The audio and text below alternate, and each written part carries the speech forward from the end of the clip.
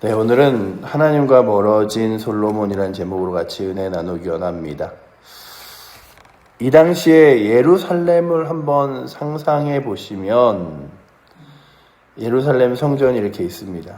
이스라엘의 그 예루살렘을 영상으로 보신 적이 있는 분은 이렇게 황금으로 돔이 되어 있는 그 골든돔이라고 하는 이슬람 사원의 자리가 원래 성전의 자리예요.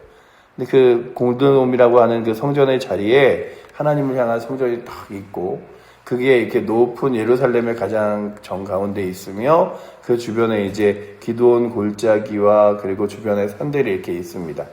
그런데 그 성전을 중심으로 이렇게 주변이 다 둘러보게 되어 있는데, 둘러보면 이 당시 오늘의 말씀을 따라 상상해 보면 여기는 우상의 신들이, 여기는 몰롯과 아스타롯과 밀곰에, 그리고 또 여러 우상의 신들과 신전들이 주변에 빼곡하게 이렇게 있었음을 봅니다. 지금도 가면, 이스라엘에 가면 예루살렘은요 4지형으로 나눠져 있습니다. 그래서 예루살렘에 딱 들어가면 기독교인 자치구, 유대인 자치구, 그리고 또한 이렇게 그 카톨릭 자치구, 이슬람 자치구라 그래서 그 예루살렘 안에서도 기독교인들이 모여 사는 곳, 예루살렘 안에서도 유대인들이 모여 사는 곳, 예루살렘 안에서도 카톨릭의 사람들이 모여 사는 곳, 그리고 이슬람의 사람들이 모여 사는 곳이 이렇게 나눠져 있어요. 그러니 지금만 가도 예루살렘 안에 딱 들어가면 막 4개의 종교가 막 복잡하게 얽히설키 섞여 있는 것 같은데, 그들에게 예수 그리스도라는 이름이 우리들에게는 구원의 이름이나 천주교에게는 그냥 따르는, 우리가 따라야 될 예수 그리스도와 따라가야 될 그런 표징처럼 보이기도 하고, 유대인들에게는 마치 하나님과 메시아를 자칭하였던 또 하나의 그냥 이렇게 소문에 불과한 한 사람이라고 여기기도 하고, 또한 예수 그리스도가 아니라 그 이슬람에 있어서는 예수 그리스도는 이제 그 존재만큼은 그냥 바울, 모세와 같은 또 하나의 선지자처럼 여겨지기도 하지만, 그들에게 있어서 어느 순간 하나님의 말씀과 성경이 집중하여 이렇게 우리처럼 66권으로 있지 않다는 사실을 보게 됩니다.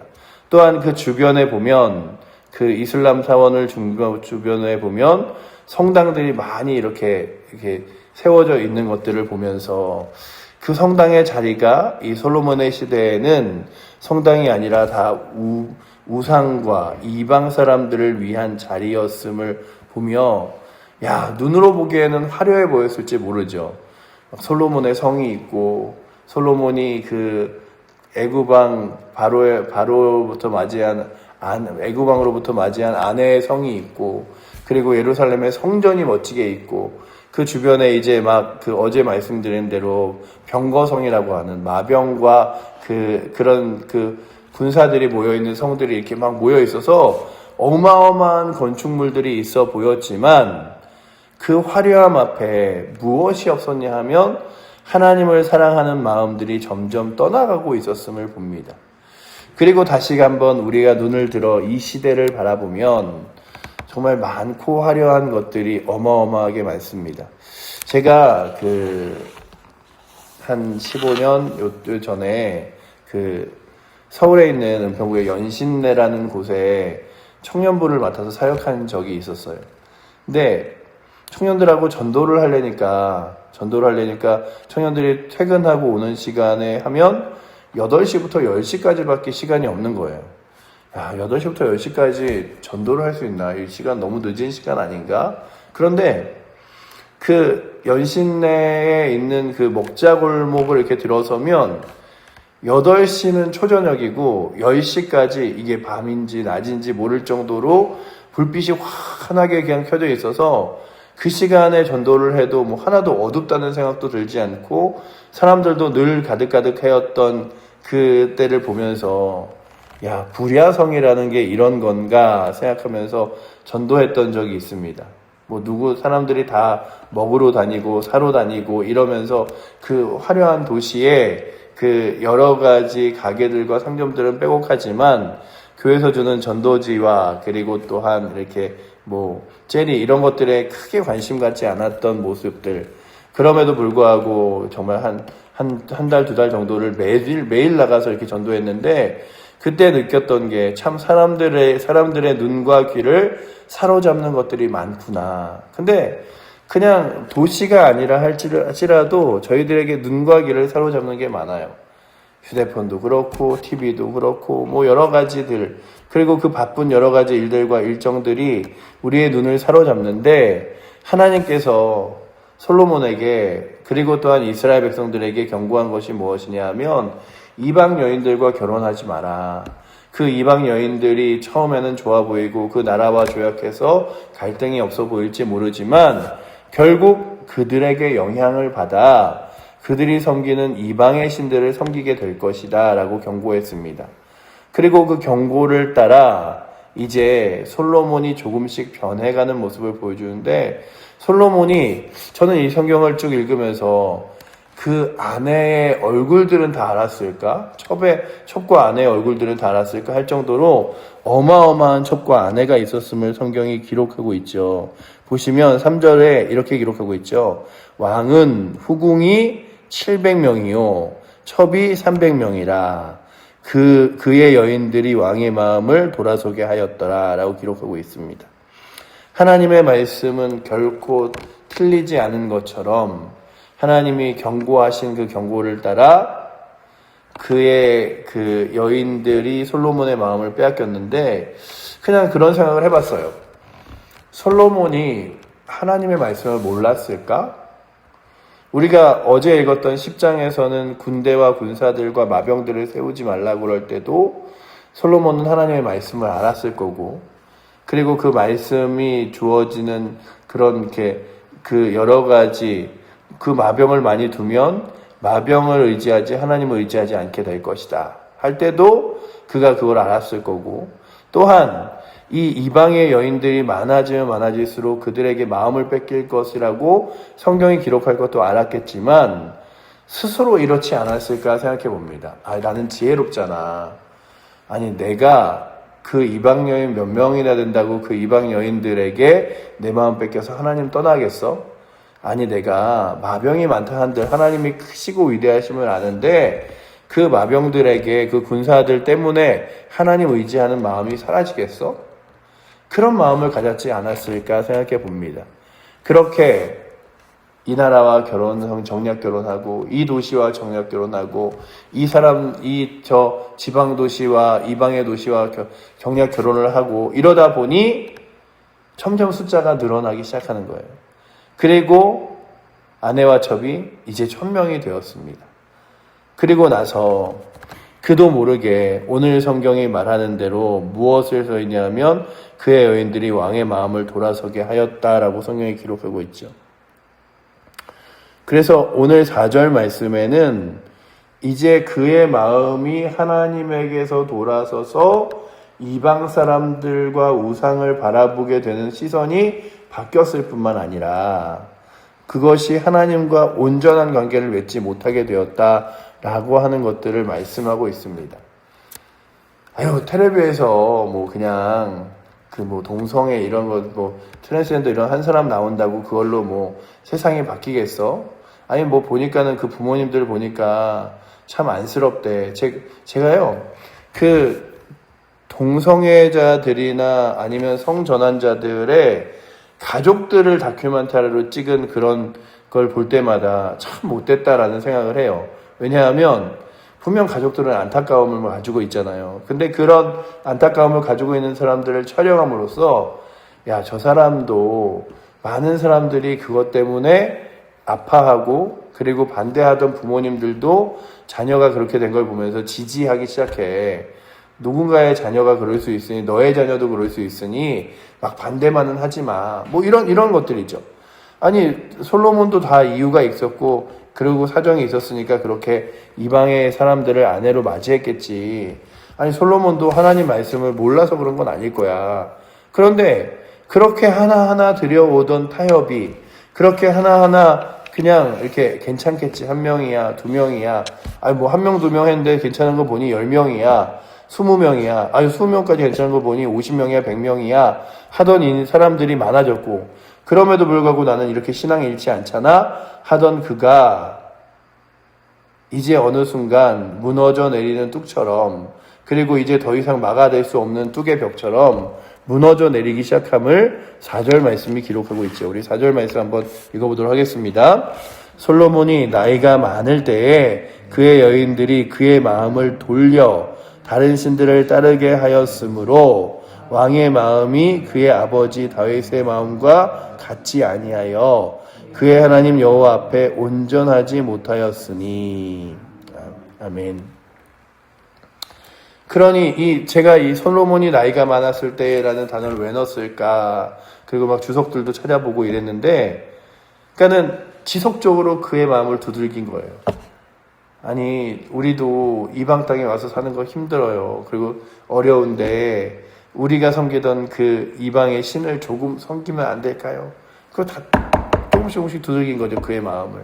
그리고 그 두들김이 어느 순간 그의 마음에 허물어져서 이제 다른 신들을 섬기게 되었을 뿐만 아니라 그가 단호하게 가졌던 다윗과 같은 하나님을 향한 마음들도 흐리멍텅해져서 하나님 여호와 앞에서 온전하지 못하게 되었음을 오늘 성경이 기록하고 있습니다. 그리고 그것으로 인하여 하나님이 솔로몬에게서 떠나가고 있었음을 오늘 말씀이 보여주고 있죠.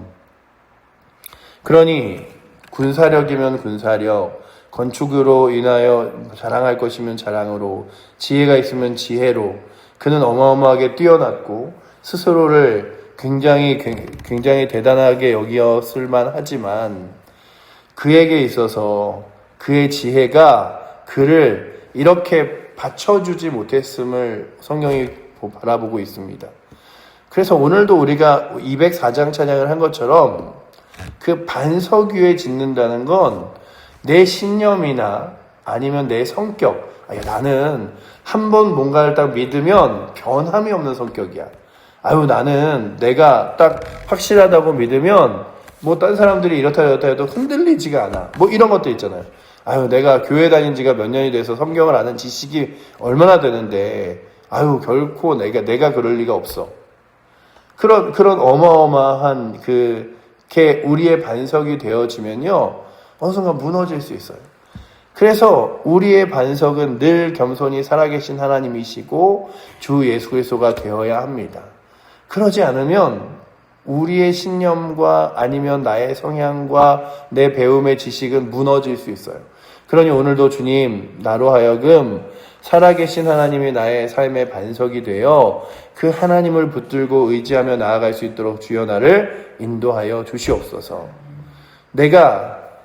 나는 이 정도, 나는 내가 교회 다니는 게 얼마고, 내가 교회에서 직분이 어딘데, 내가 그런 거에 무너지고 넘어지겠어? 라고 하는 스스로가 스스로를 믿으며 신뢰하는 것처럼 여기는 것들이 반석이 되지 않고, 오늘도 주의 말씀이 반석이 되고 살아계신 하나님이 반석이 되어 살아갈 수 있는 은혜가 오늘도 이 솔로몬의 삶을 반면교사 삼아 저와 여러분들에게 있기를 축복합니다. 마지막으로 신천지 이야기를 한번 해드리면 깜짝깜짝 놀랄 때가 있어요. 신학생들이, 때로는 전도사가, 때로는 목사님이, 사모님이, 선교사님들이 신천지에 무너집니다. 그리고 신천지에 빠집니다. 아무리 생각해도 이해가 가지 않을 때가 있어요. 어떻게 그럴 수가 있지? 근데 조금씩 그들이 좀 먹어가는 거예요. 그러다 어느 순간 진짜 이게 진리인가? 라고 하는 순간에 우리가 신천지였다 딱 드러내는 거죠. 그 시작점은 아주 작고 사소한 거예요. 그냥 선교사하고 한 분하고 친해지고 당신의 문제가 교회가 아니라 교회 밖에서도 해결할 수 있고 뭐 이런 자그마한 관계들의 시작점으로 우리가 그 신천지와에 접하게 됩니다. 그러니까 어떤 이들은 그러죠. 교회 밖에서 성경 공부하지 마라. 그거 굉장히 중요하죠. 근데 그런 거죠. 내가 여태까지 뭐 다닌 신앙이 얼마 정도고 내가 그래도 교회 안에서 목사하고 성경을 누구보다 잘하는데 교회 밖에서 성경 공부하는 게 뭐 어때? 내가 그런 분별력도 없겠어? 라고 하지만 결국에는 스스로를 믿는 것은 어느 순간 우리들에게 올무가 되어버릴 수도 있습니다. 그러니 오늘도 주님, 주의 거룩한 말씀 앞에 겸손히 서게 하시고 또한 살아계신 하나님만을 의지하게 하시며 자꾸만 내 안에 이 이방 여인들처럼 더 많이 들어오는 생각들과 그리고 또한 여러 가지 세상 것들이 내게 영향을 끼치지 않도록 자꾸만 주의 말씀 앞에 나를 세워주시고 하나님의 은혜와 예배와 신앙 앞에 세워주시옵소서. 그래서 우리가 자꾸만 신앙의 기본을 강조해야 되는 이유가 뭐냐 하면 교회는 그거밖에 할 얘기가 없나? 라고 하는 주 예수 그리스도. 말씀, 그런 얘기들. 그러나 그것이 우리의 신앙을 지탱해주는 반석이 되기 때문이라면 오늘도 자꾸만 내가 얼마나 오래 신앙생활 했는데 내가 내 성격이 어떤데 이런 것이 아니라 솔로몬이 그랬을 거예요. 내 지혜가 얼만큼 있는데 내가 그 많은 군사들을 거느리고도 하나님 의지하는데 부족함 없지. 이방 여인 1000명이 원다 한들 나를 조금이라도 변화시키 흔들 수 있겠어? 하는 것들이 결국 그를 무너뜨리고 말았다면 그래서 결국에는 그의 당대에 40년의 세월이잖아요. 왕으로서의 근데 40년이 생각해보면 길지만 너무 짧은 시간이잖아요. 하나님 앞에 화려하게 섰다가 너무 시들기에는 그냥 목련화 같았어요. 제가 오늘 성경을 읽으면서 화려해 보였지만 떨어지고 나니 추해버린 목련화 같이 금방 피고 금방 져버린 솔로몬의 나라를 보면서 주님, 아무리 아름답고 크게 피어도 주님이 의지하거나 주님 붙드는 것이 없다면 이거 어떡합니까? 그렇다면 오늘도 하나님을 떠나는 것이 아니라 그 하나님만을 꼭 붙잡고 제가 주님 떠나서 어디 가겠습니까? 주의 말씀 떠나서 어디 가겠습니까? 주의 능력 아니면 어떻게 살아가겠습니까? 라고 고백하며 주님만을 온전히 붙들고 믿음으로 나아갈 수 있는 힘이 오늘도 이 새벽에 나오신 저와 여러분들 그리고 우리 사랑하는 칠보저의 교회 모든 성도들에게 넘치기를 그래서 하나님을 떠난 자들이 있다면 다시금 돌아오고 주님만 붙들 수 있는 은혜가 있게 해달라고 구하는 귀한 새벽 되시기를 축복합니다. 기도하겠습니다. 사랑의 하나님, 솔로몬이 무너졌습니다. 그렇게 온 세상에 누구보다도 지혜로운 자가 그리고 또한 하나님으로부터 그 지혜를 받은 사람이 그리고 그 아버지 하나님 모든 군사력과 그리고 지혜보다도 더 뛰어나다 보여는 그가 무너져 이제 이방 여인들을 사랑하고 이방의 아내들에게서 아버지 하나님 우상을 섬기며 하나님과 멀어진 모습을 오늘 본문이 기록하고 있습니다. 주님, 우리도 무너질 수 있음을 바라보며 다시금 하나님만을 아버지 하나님 겸손히 그리고 간절히 붙들며 나아갈 수 있도록 인도하여 주셔서 주의 말씀만이 답이고 주님 의지하는 것, 주 앞에 예배하는 것 이런 삶의 기본이 우리의 삶을 지탱할 수 있는 유일한 길임을 바라보며 이 믿음의 자리를 잃어버리지 않도록 주님 이끌어 주시옵소서. 아버지 하나님 우리로 하여금 세상 많은 일에 분주하지 않게 하시고 주의 거룩한 말씀과 아버지 예배하는 일에 더 집중할 수 있도록 더 그 주님 바라볼 수 있도록 우리를 이끌어 주시옵소서. 아버지 오늘도 우리 사랑하는 칠보저의 교회 성도들의 하루하루의 삶에 주께서 주인 되시고 인도자 되어주셔서 주님만 붙들며 나아갈 수 있도록 이끄실 줄 믿사옵고 우리를 사랑하시는 살아계신 예수 그리스도 이름으로 기도드립니다. 아멘.